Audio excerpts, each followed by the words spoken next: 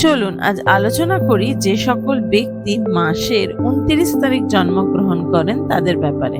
যে সমস্ত ব্যক্তি কোনো মাসের 29 তারিখে জন্মগ্রহণ করেন, যেমন 29শে মার্চ, 29শে এপ্রিল, তারা অত্যন্ত কৌশলী প্রকৃতির হন। এনাদের খুব মুড সুইংস হয়। এদের জীবন উত্থান পতনে ভরা। এদের সম্পর্কের ক্ষেত্রে অনেক রকম বাধা বিপত্তি সমস্যা আসে। বিয়ের সময় এদের সমস্যা হয়।